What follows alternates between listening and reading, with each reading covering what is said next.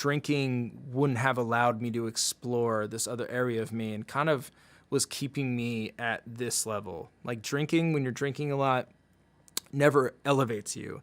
It never progresses you forward. All it does is just keep you here. Keeps you here. You know, you never have heard anybody ever say that I am really glad I started drinking again. Nobody's ever said that, because there's no reason to be glad. If you've stopped and you've seen the positive aspects that drinking has made towards your life being improved in every way, shape, or form, it's like there's no reason to look back. And that's where I'm sitting right now. I'm really not even like, oh, I'm 100 days sober, I hope I can make it 100 more. I'm almost like drinking isn't even a thing for me anymore. I don't drink, and life has gotten so much better without drinking in every way. So I know a lot of people hit me up on Twitter about being sober. I know a lot of people always ask me questions about it. So I've been thinking about this for a long time. I want to form a place where people can get together and talk about issues with addiction. It doesn't have to be limited to alcohol. It can be any other addiction. I know there's every addiction out there. And even if you're having a hard time in life with depression, if you're having a hard time in life with your family, with work, anything, I know that everybody needs somebody to talk to, and not everybody has somebody to talk to. So I'm going to use Ruin Your Day as a platform for that. Every week on Wednesdays, I haven't decided a time yet, probably around 5 p.m. Pacific Standard Time. I'm going to have Ruin Your Day live for an hour. And basically what's going to be happening is the chat is going to be live, and that's going to be used as the floor for everybody to talk. I might be on a video feed answering questions to the chat. I might pull up some music that Ruin Your Day made to play. I might play some video in the background. It's going to be sort of a free-form vehicle type of feed. There's not going to be really a set thing that we're doing. The only thing that I want to go on is I want people to feel like it's a safe place to come into and talk and vent, talk to other people, maybe give advice. I'll be in there if anybody wants to ask any questions about being sober. I can give whatever advice I can for that. And yeah, essentially, I just think there needs to be a place like that. I think AA works really well for a lot of people because it's a community. It's a strong-knit community. You have a sponsor that holds you accountable for not drinking. You have other people that are going through the same thing as you. You realize there's a whole world out there of people that just don't drink. And that's rare these days, honestly. So I want there to be a place like that on Ruin Your Day that's doesn't have to be just limited to alcohol. It could be anything.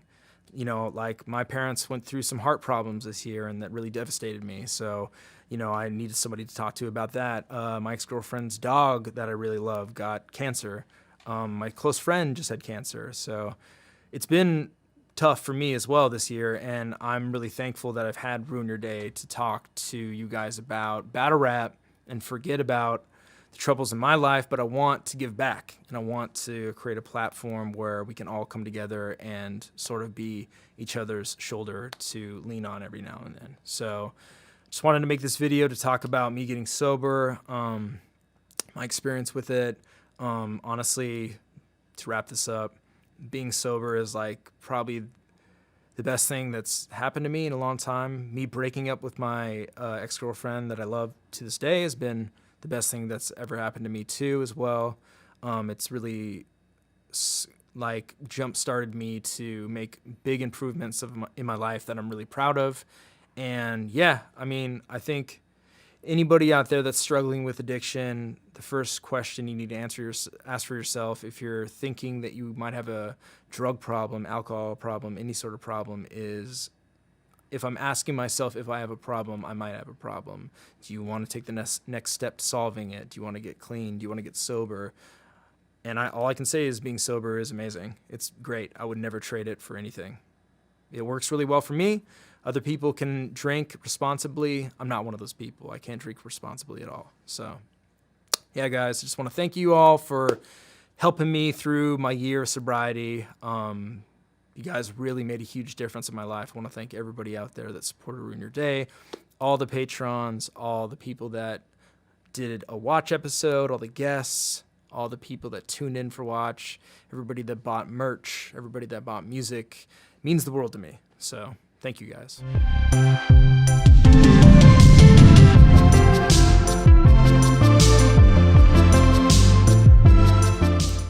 Boom, everybody. Welcome to Ruin an Hour, a safe place to talk about anything from depression, anxiety, sobriety, addiction, balance, and life. My name is Kyle Gray. I'm the host of this show. We are live 2 times a week, Wednesdays at 5 p.m. Pacific Standard Time and Sundays at 11 a.m. Pacific Standard Time. Happy Father's Day to everybody out there, all the dads, everybody. Hope everybody's doing good. Sunday, Venom. Just want to send a lot of positive energy towards you, a lot of good prayers and strength for this hard period you're going through with the loss in your family. And I just want to send positive energy your way, man. Like sending everything I can at you currently. Is it normal that both Mother's Days and Father Days kind of trigger me since I've had an awful relationship with both? Yeah, that's pretty normal, man. Philip, that's very, very normal, actually, for these holidays to be triggering. I have a lot of close friends that it's the same case. I have a really, used to be a close friend. She's not so much anymore, unfortunately, but, she lost her father, so Father's Day is really triggering for her. So I definitely understand that, and I've seen that firsthand, so that's very understandable for that to happen on days like this, on days like Mother's Day, like birthdays of people that have passed. It's very understandable for that to take place. And also, if you haven't had a good relationship with that person and they're still around, that's very normal as well. So, yeah, totally normal. But I hope everybody's doing good out there. I hope everybody's, if they have a good relationship with their fathers, reaching out to them, telling them how much they mean to them today, because, small stuff like that goes a really long ways, and being a parent is pretty gratifying. I'm not one, but I can see it being pretty gratifying, but I can also see it being a pretty, sometimes, thankless job, and it's a very, very difficult job to be a parent. So every chance you do get to tell your parents how much they mean to you, how good of a job you think they did raising you, even if you don't think they did a perfect job, because guess what? Nobody does a perfect job. We're all humans. There's never going to be a perfect parent out there.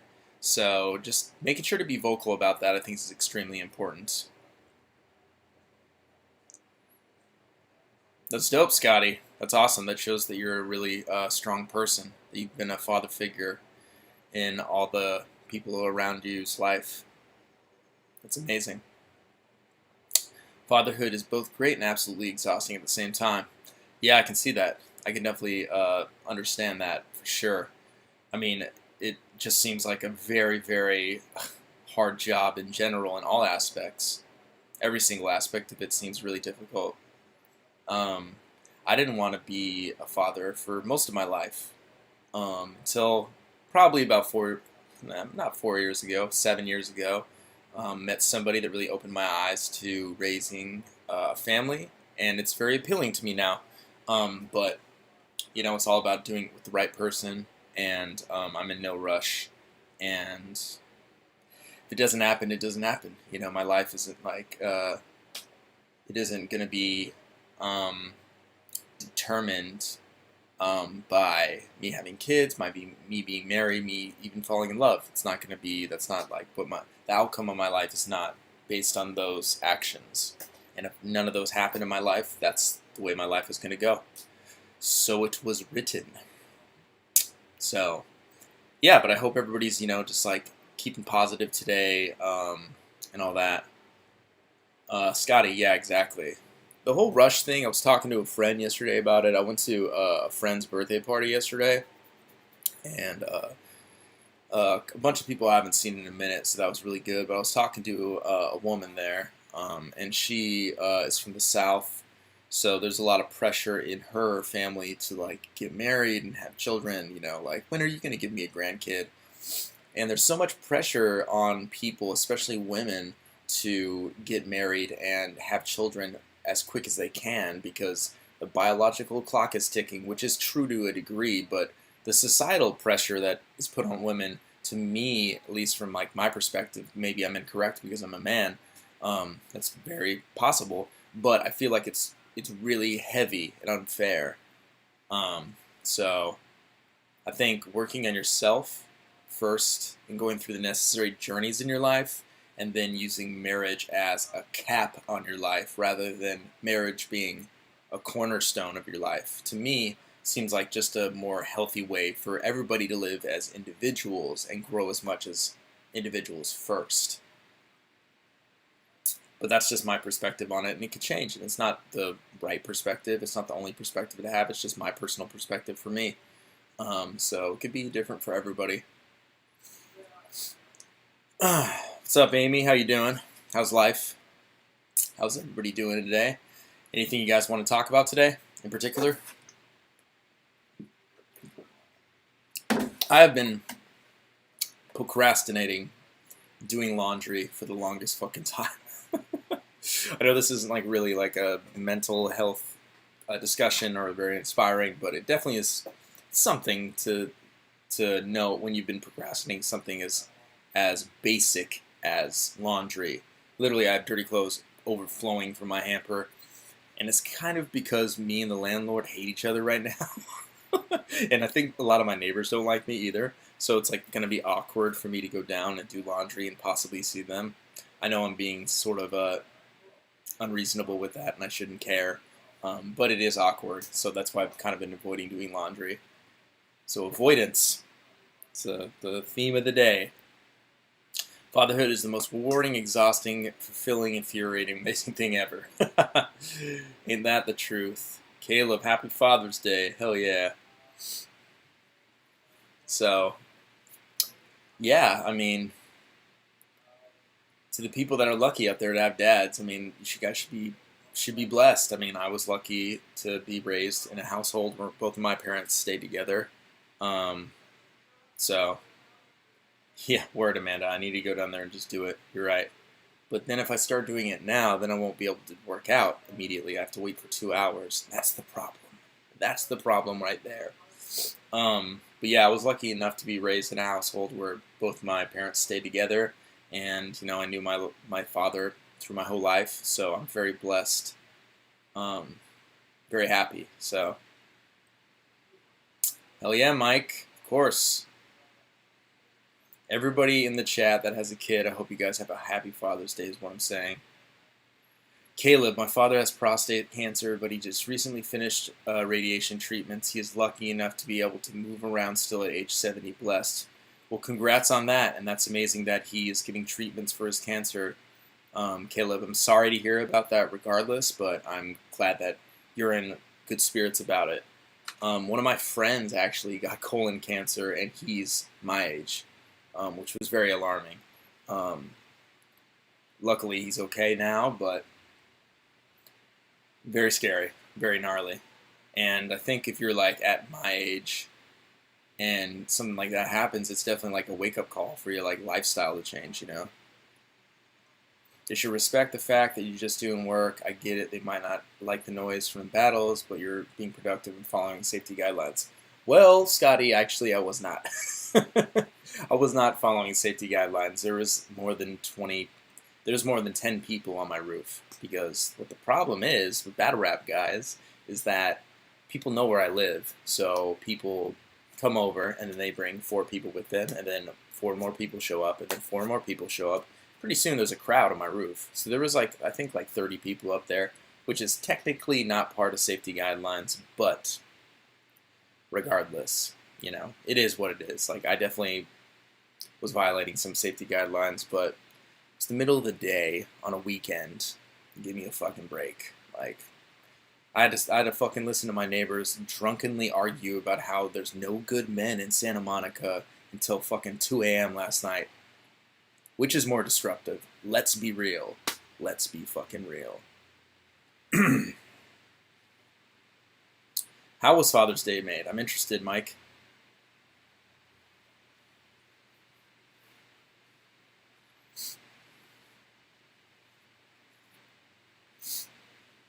Yeah, it's not fun. I have to listen to them drink a lot. Definitely being sober and listening to people party and drink is like entertaining to a degree, but also like hella annoying, especially when it's like hella late at night. Salute the mailman. Appreciate you. Sup, Pixie? There are people in the pool already, starting at 9 a.m. Damn, people are partying for Father's Day? What the fuck? What are your favorite battles to rewatch right now from your quarantine series? Shit. Hollow versus Lux is like one of the best battles ever. Any twerk rounds, those never get old. Any rub nitty rounds. Battles I don't like, why I shouldn't say that. I like them all. Luis, good to see you too. How's it going? How's everybody doing out there? In the land of the internets. Yeah, I've been read another couple chapters from this motherfucker this morning. Pretty good one. Probably gonna put some quotes on Twitter later. Things emotionally healthy people know how to do, which is different than mentally healthy. But so I'll just read off a couple because these are pretty inspiring. Things emotionally healthy people know how to do. Emotionally healthy people know how to listen to their pain, not avoid it. The only challenge is getting past whatever made us ignore it in the first place. Number two, they know how to observe thoughts objectively and not identify with them. You are not your thoughts. You are not your feelings. You are the being that observes, reacts, uses, generates, and experiences those things. This is to say you can't control them, but they don't control you. You choose what you think about. You choose what you allow to pass. And when you can't allow yourself to let things go, you're trying to tell or show yourself something. Pay attention. Love that. They can see within them things they dislike in others. They're able to differentiate loving something versus loving the idea of it, to be conscious of why they desire something, not just that they desire it. They know when it's time to break up with a friend. They live minimally, but realistically. They can be alone. They let themselves feel. That's really important, is letting themselves feel. They know that contrary to the common belief, doing so is not a loss of control, but rather the route to being grounded and resolved enough to actually be fully present and centered, which is as in control as a human can be. Love that. Fucking love that. They do not attach to any one outcome being good or right. The moment you decide one outcome is the right outcome, you are also deciding that another outcome is the wrong one. Beyond this, some things work out the way we intend for them to, others don't. This is a gift too. They see the value and purpose of each and every experience. But yeah, loved that chapter. I didn't read, the descriptions of each, just read the boldeds. Louis H., how do you deal with being at social settings and staying sober? Very, very easy, man. I was at a birthday party yesterday, and it's not like people were drinking too much, but everybody was having a drink. And full transparency, the group I was hanging out with yesterday used to be the people I partied with, and most of them drink a lot still, and it's not a big deal for me to be around people that are drinking at all anymore. If anything, I'm fine. I feel perfectly. I'm never pressured. I'm never like, oh man, I would feel so much better if I was drinking. Not at all. I'm like, I'm good. I bring like a gallon of water and I just drink water and I just feel so much more present and in the moment. And honestly, sometimes when I can tell that people are getting a little bit buzzed or drunk and they're like, the conversation's wavering, it does get a little frustrating, but it's not frustrating to the point that it pushes me to want to get on that level. If anything, it pushes me to get on my level, stay on my level, and just be more grounded in my sobriety. So, yep. Killer God Productions, what's good, Avo? Happy Father's Day, live from DC. Any updates with Kichi versus Jones and Twerk versus Danny? Also, any advice for filmmakers? One of those battles is going to come out tomorrow. I'm waiting on Beasley to tell me which one. He's been ducking me. Just kidding. Any advice for filmmakers? Advice for filmmakers, go to the school of YouTube, learn through YouTube, and just do what you want to do. Just go film anything. It doesn't have to be like the most groundbreaking thing. Also, you don't have to have the best gear. I'd rather prefer to watch a music video filmed on a fucking iPhone than filmed on a RYD, to be honest with you. Let's see. I don't know if it's an ego thing, but when I see people getting drunk as fuck and doing blow while I'm sober, I feel superior. Assad, no, I get what you're saying too. I mean, I wouldn't be lying to say I would. I don't feel that as well. I don't know if it's a sense of superiority. It's more of a sense of uh, validation for myself that I'm doing the right thing for me. When I stopped smoking back in the days, my boys used to be around me smoking. It's all up to the person. Yep. Was at a family function and everyone was surprised that I didn't want a shot. Felt like middle school peer pressure all over again. Scotty, I know how that feels, man, when everybody's taking a shot. And, like, I mean, I've been that person in the past, too, when I'm like, oh, what, you're not going to drink? You're a pussy. Come on, drink with us, you bitch. You know, like, pressuring people into drink, which is, like, so whack on so many different levels. But it feels good, man. It feels good to say no and be like, I don't need that. I don't want that. I don't need to be drunk, intoxicated, you know? So, understanding why you're sober is a good way to keep sober. Exactly, Locke. Yeah, understanding why you're sober is the way, for sure. Hey, Avo, this is a perfect chance to ask, do you know what live stream was on July 7th or 8th? My dad passed away when I was watching the live stream, and I've never been able to find it again. Huh. No, I don't, but I'll look it up. Send me an email, ruinyourdaynow at gmail or kgray@rydordie.com, and I'll link you directly to it. 2017. Wow, I don't know what that was. Excuse me. But that's definitely before I quit drinking, too, because I quit drinking on July 14th. So most likely, it might, I don't know what that live stream was. It wasn't a ruin an hour. It was probably a watch. I was a projectionist studying film for a few years. I was more moved by smaller indie projects that had heart rather than large productions. Yeah, definitely. 100%. I got to film my first battle rap event. I've been wanting to do this for a while, and now that the opportunity shows up, I'm getting cold feet. Any advice for that? What do you mean? Getting cold feet because you're intimidated? What's giving you the cold feet? Man, it's so hot in here. I really just want to take my shirt off. Yeah, I mean, I think it's normal to get cold. That feeling of nervousness and anxiety before you do something that you really care about is a good thing. That's a really good thing to have that. Honestly, man, it's not a bad thing. Yeah, especially when they all knew me as a drinker, it shocked them, but it feels satisfying not want to drink. Hell yeah, Scotty. If anything, it probably helps a lot of people.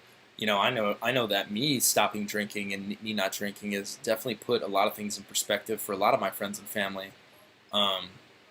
You know, there's one less person there, and also I was just a very bad vocal asshole when I drank. I was very much pressured people into drinking, called people pussies all the time for not drinking. It was horrible. It was terrible. So yeah, that's a good thing, man. It's a good thing you resisted. That's great. Congrats. I love hearing that.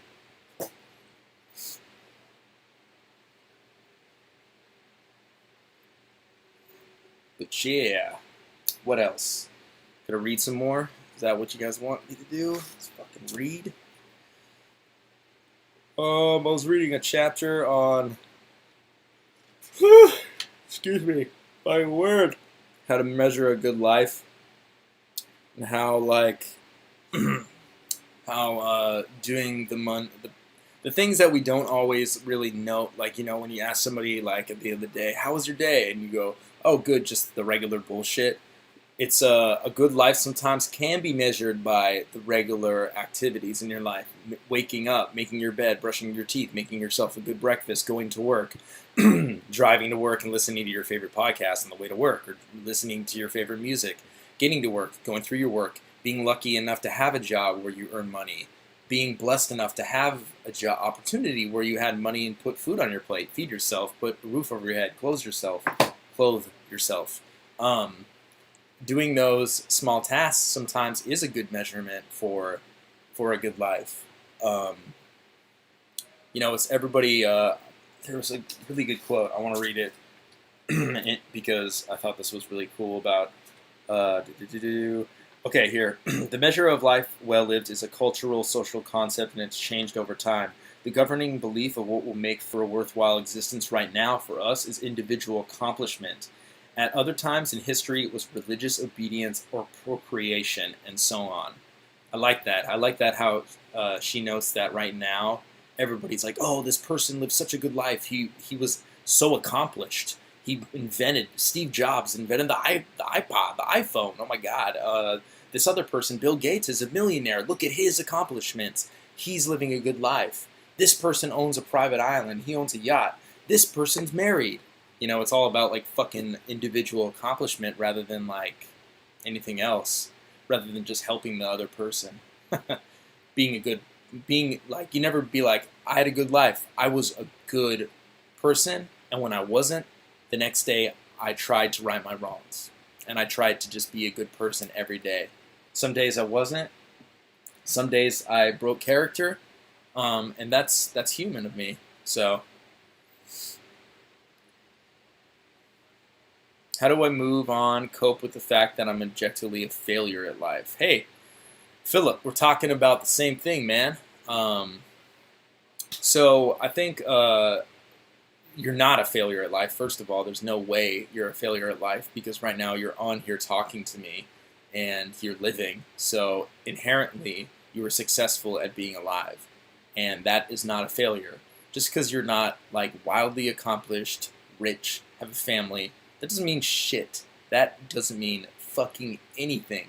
That's just societal and pressures put on you externally and not coming from anything within. You're a success because you're breathing right now, because you're alive. That's a success at the basic definition of it. You are succeeding at life because you're alive. I think if you have like goals that you want to accomplish and you're feeling a little bit frustrated because you haven't accomplished those, I think weighing into too much of your self-worth being determined by goals being accomplished is something that you probably need to dive into, because that's not a good way to live life over like, oh, if like I don't accomplish this goal at this age, then I'm just like a failure. You know, I know a lot of people are like, fuck, I'm a failure, because, you know, a lot of people could look at me, honestly, and be like, yo, this dude is fucking 36. Well, I'm 35, but I'm going to be 36 this year. I don't even live alone. I live with 2 people in a 1-bedroom apartment. I don't make a tremendous amount of money. I don't even own a car. My car got repossessed. I'm in massive amounts of tax debt. I'm single. I'm still hung up on my ex-girlfriend. There's tons of things you could look at me and be like, that guy's a fucking failure. Look at this dude. Look at this fucking piece of shit. He used to shoot porn and cheat on his girlfriend, and he used to be an alcoholic. Look at this son of a bitch, you know? And if you shift your perspective to just be a little bit differently, then it's like you could see all your successes. Me, you know, I'm super, super proud of who I am as a human being and and the path that I'm on. I'm not saying that I've become this perfect person, because I don't believe that. I believe I'm on a great journey right now. And yeah, so, I mean, I don't want to argue with anybody, but the thing is, I'm just so late and I haven't even experienced anything. That's fine, man. If anything, that's amazing. That is incredible that you have this possibility, this world in front of you to experience these things. You have the opportunity to go through things in your life right now for the first time. My peers are out there making businesses or doing whatever. See, Philip, the thing is, I think you're really struggling with right now is you're struggling with comparison. So when you say something like, I'm unhappy, and the first thing that comes to your mind is my peers, like other people are doing this, that means you're comparing yourself to other people. And when you're looking at yourself and wondering why you're feeling some sort of unhappiness, especially failure, comparison is the thief of joy. And comparison is the thing that's doing that to you, actually. Not yourself at all. Like, if you had nobody to compare yourself to, if you were the only person on this planet, you could just wake up every day, eat, stare at the ground, and go to sleep and be like, job well done. I'm a god. I'm a god because I conquered today, because I ate, because I woke up, ate, fed myself, and slept. Success. Success, you know? So I think you're comparing yourself to other people, and that's unfair to yourself. And that's unfair to other people too, because oftentimes you compare your deepest shortcomings to people's greatest upcomings. You know, like people's greatest successes you compare yourself to. Like, oh my God, I'm not as successful as Elon Musk. I'm not as smart as one of the smartest guys in the world. But then it's like also that dude is inherently a social piece of shit and has some of the worst moral values of any person in the world. Names his kid a goddamn Python script code. Complains about 2020 being the worst year ever when his fucking son is born in 2020. That should be the best year of your life. So it's like you definitely like need to like not compare yourself to anybody ever. Like just you can't compare yourself. Humans are so complex and intricate that you can never compare one-to-one to another person because your experiences are not the same. My experience is not the same as Elon Musk. My experience is not the same as any of you guys in the chat. We all share wildly different experiences, so the outcomes of who we are as a human being is going to be wildly different. You can't compare that. So, exactly, Camden. Success can just be waking up another day. I hella believe that. Opening your eyes and breathing air. This is success. You made it another day. It's amazing.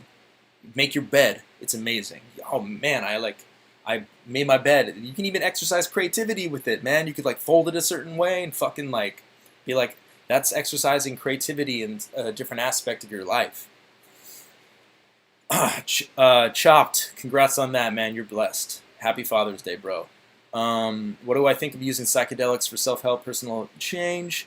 When I've done them in the past, they have been like healing therapy sessions and help me appreciate life more. I agree with that. I think that if you're in the correct mind state and not of an addictive nature, to use those as a great tool for self-introspection and to better yourself, I think they're an amazing tool. I personally haven't used it because I'm an addict. I have a very addictive behavior, and I think if I started using them, I think I would probably depend on them. And then when you become a dependent, that's when the issue really arises, because you're not using something as a tool anymore, you're using something as a crutch. And once you kick that crutch out, you're back on the floor again. So I think it's all about your approach. I'm 31, single, no kids, living at home with my mom, sister, and cousin, working 9 to 5, no car, but I look on the bright side of things. Many people I know are either dead or in prison. Always look at the positive. Scotty, hell yeah, man. Well, first of all, if you looked at the most basic positive, you get to see your mom, sister, and cousin every day, man. I live far away from my family. My family lives in Colorado, and I haven't seen my parents in like 6 months, and like especially during this COVID thing, like not being able to go home is rough. It's very hard, and they want me to come home, but I can't because it's like it's putting them at risk, and they're the only people I care about getting sick from this thing. So you're lucky, man. You're blessed in a way that I'm not blessed in. I would kill to live with my family, honestly. Like that would be amazing for me if I had the opportunity to see them every day. So they are completely non-addictive, and you can only effectively use them about once a month, pretty much self-regulatory. Infinity, that's great, man. I mean, but the thing is, it's like I can get addicted to things that are non-addictive. You know, I was addicted to sex, work. You can get addicted to anything, really, man. The substance itself doesn't need to be addicting. It's actually your own personal chemistry, and that's mine. So, Caleb, I'm 25 with a GED, and I've worked at Bed Bath & Beyond, movie theater salesman, grocery shelf stock, and I still have dreams of joining the Coast Guard. Not going to give up just because of a GED. Hell yeah, Caleb. You shouldn't, man. I mean, in my eyes, I feel like you're doing fucking awesome, dude. 25, you're young as fuck. And also, to be honest, Caleb, I think it's a success to not have gone to college so young, because you don't know what the fuck you're doing when you're that young. You don't know shit about you. So going to college and wasting a bunch of money on a fucking pretty much worthless business diploma, and then backing it up with the justification of, oh, I met my best friends in college, to me ain't really. It's worth it, but it's kind of not on another end. You know, it is, but it isn't. You know, if I had a second choice, I would have saved my parents. Like, I was lucky enough for my parents to pay for my schooling, and I would have saved them 6 figures by not going to film school if I had it.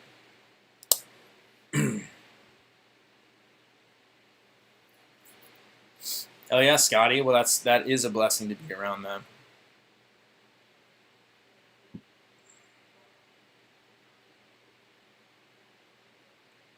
Yeah, Nat, I agree. I agree with that. I think like just using things as a tool, not as not as a actual like crane to lift you up. You need to still put in the work yourself, um, and use things, especially like psychedelics, as a tool for self introspection, but not really believe that they're the only thing, they're the only way I can do this, because then you're a dependent. It'd be the same thing as if I was like, man, I, I would, like without therapy, wouldn't know who I was, because it's like I love therapy. I think therapy is great, but guess what? I haven't been to my therapist in fucking like 5 months. So it's all about using things as a tool.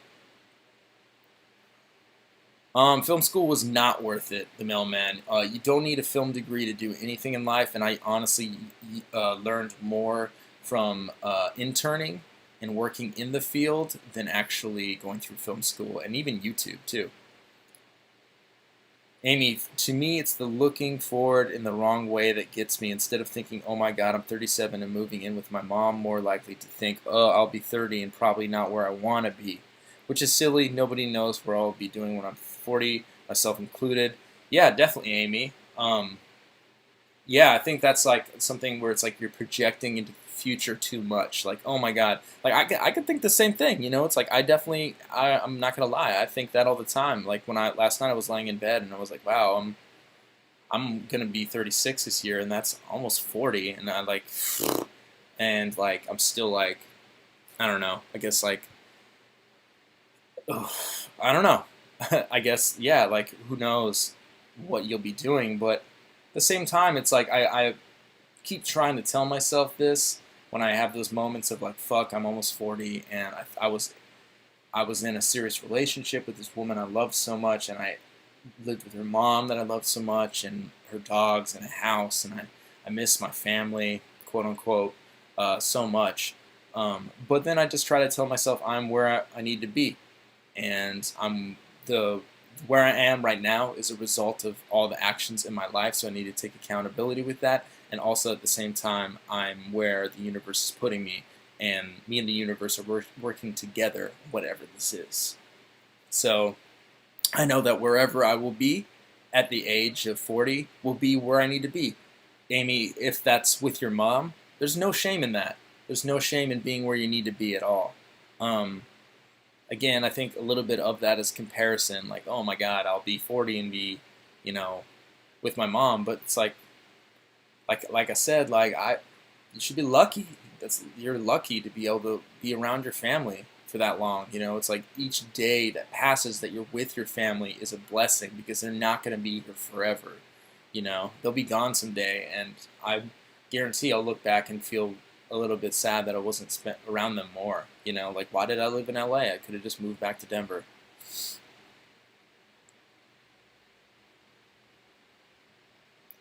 Age 18 to 21, dropped acid probably 100 times. Wow. And had opiates addictions, pills, and made it out thanks to my dad constantly fighting for me to get help. Some people don't have the blessing. Love you guys. Caleb, man, your dad sounds like an amazing individual, man. Salute to him. Yeah, exactly, Louis. You can learn much of film stuff free on YouTube, and oftentimes it's a lot easier. I worked in healthcare 10 years, marketing 10 years, traveled sports, culinary, and now cook for a living. I've done a lot. Yeah, I mean, you've been killing it. Plus, like, you live in a bomb-ass apartment in New York, and, like, you do pretty much whatever you want all the time. You live a very awesome lifestyle. Just need to concentrate on living in the present and not regretting that I'm not doing as much now as I feel I've done in the past. For sure. I could see that. For sure.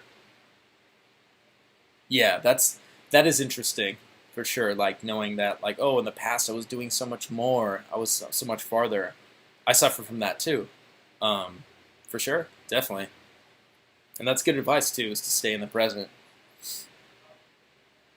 Drew Salem. Happy Father's Day, bro. Damn, and he's a vet as well? Caleb, your dad is like a fucking superhero. I had fun in college and met some great people, but I haven't used my degree at all. Only a year left of my student loans, and I'm free. Well, Infinity Rapper, congrats on that, man. Like Jerusalem. Jerusalem. That's hilarious. King Drew. Drews. But yeah, agreed about college. For sure. Definitely agree. But yeah, what else is popping, everybody? I'm 35, married 10 years with a kid, and all I have to say is as long as you learn as you go, then you'll be okay. Anthony, happy Father's Day to you, my friend. That's incredible. And yeah, learning as you go is super important. Totally agree with that. I try that every day. Every single day I learn something new. All the time. Even sitting with my friends yesterday, and kind of gave me this like big epiphany that I'm just like super happy with where I am in life. And people were like, "How is COVID treating you?" And honestly, despite all the civil unrest and all the terrible things that have been happening in 2020, 2020 for me personally has been a very amazing year for myself. And I was talking to one of my friends yesterday that I haven't seen in a really long time, and he was saying how it's kind of shifted his perspective and made him really shine light on the values and things that are important to him and that were actually important to him because everything else was stripped away. And I really agree that this period has really been good for me mentally, spiritually, and physically and emotionally, everything. And I'm really grateful for that. And I know there's a lot of people out there that don't share that.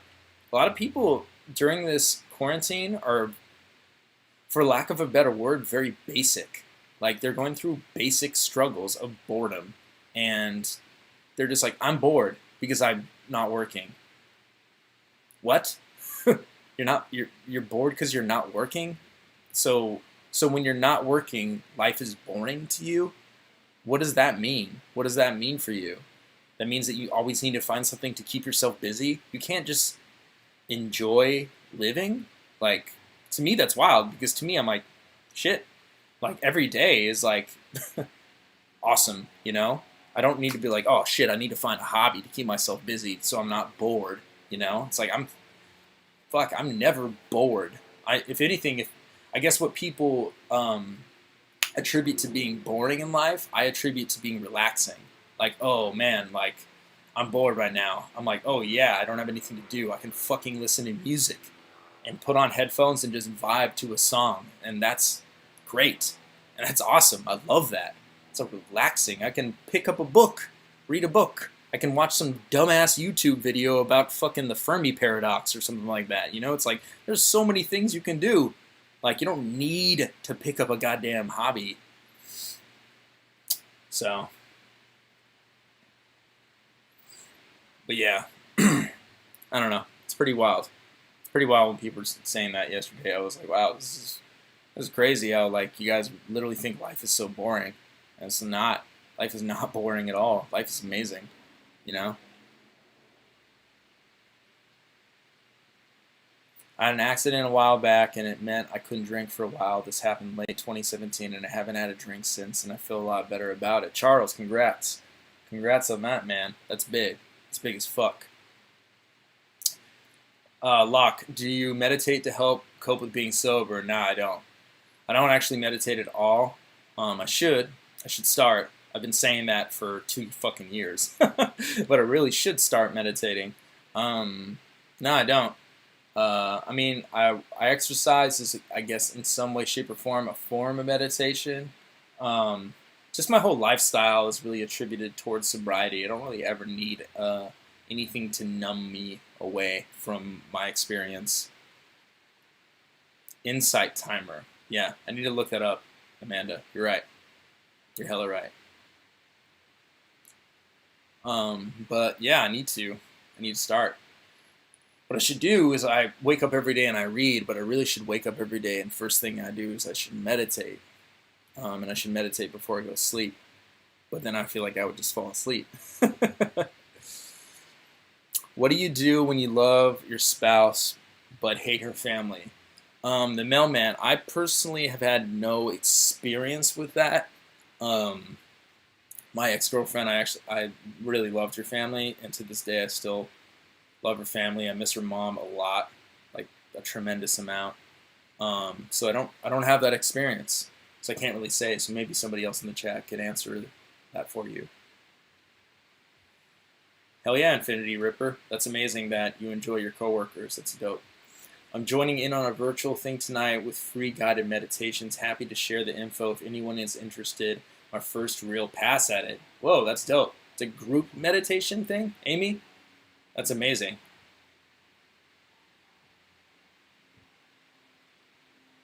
But I mean, the mailman, I would say if like you really don't get along with your spouse's family, the best advice is to just treat them like anybody you don't get along with, is to learn your guys' differences, to accept them, and to learn to not cause friction between those. There's a lot of people that not a lot of people, I shouldn't say that, but there's people that I don't really enjoy that I interact with. And that's what I do, at least. I learn to find things that I do like about them, because there's small things you like about everybody, and really hone in on those aspects. I talk to the fam that I have problems with most and try to patch things up, but if they're not willing to change, I just distance myself from them. That's some good advice. I mean, I think being honest about it is good.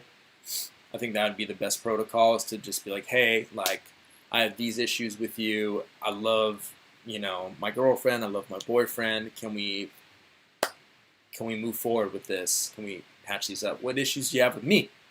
Maybe there's something I'm doing that I don't know about.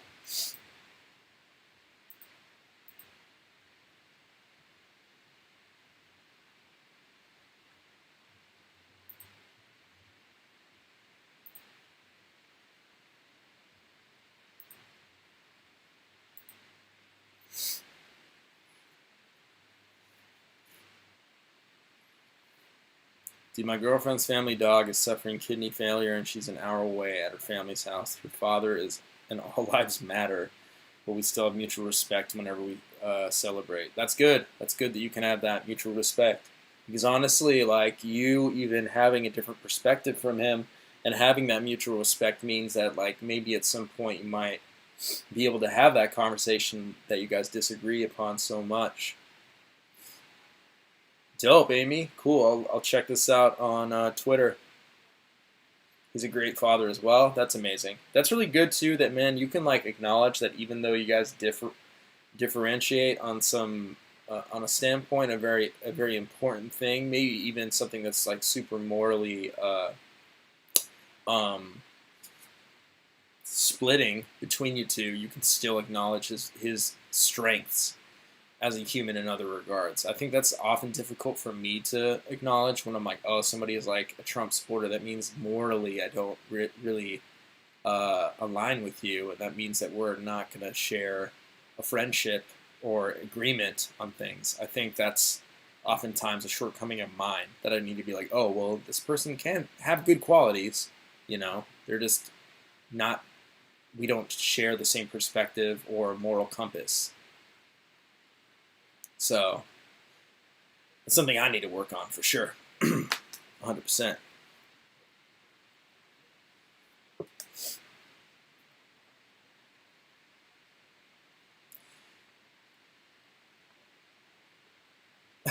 Nectar, I appreciate that, man. I feel like, I guess I do have like two different personas, like one reacting to a battle and one where I'm here being a little bit more calm and serious. But that's good to hear, dude. I appreciate you. Thank you. But yeah, anybody else got any other things to talk about? I'm going to wrap this up. Got to exercise, and then I'm going to premiere Hollow versus B-Dot, and then do a round for round tonight. Can I talk to someone in private or DMs or whatever? I don't want to overshare with my real name on the profile. Dude, Philip, hit me up, man. Seriously, hit me up. Here's my email. Email me. Let's talk. Let's talk. It's all good. And anybody else you want to hit up, go for it. Would I do a battle for battle? What do you mean by that? And yeah, hit Amy up too. Amy's an amazing person to talk to. I talk to her constantly, and she's a wonderful woman. Human side of battle rap exists, especially when people are being torn down so much. It's also about building character and supporting other battle rappers and fans. Hell yeah, man. Fuck yeah. One battle rapper's best battle they choose versus another one. Like the whole battle, not just round for round, like the whole battle. That'd be interesting.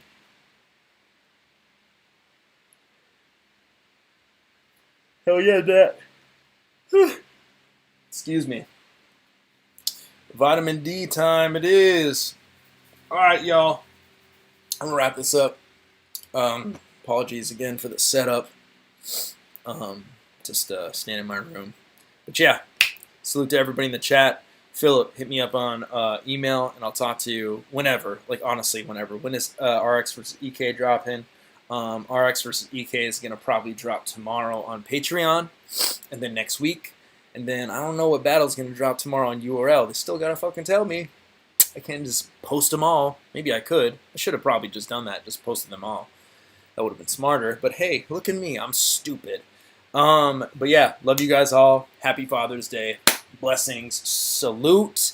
And all that jazz. I will see y'all later today for round at 5 p.m. Pacific Standard Time. And then stick around. I'm going to premiere B-Dot versus Hollow right now. Peace.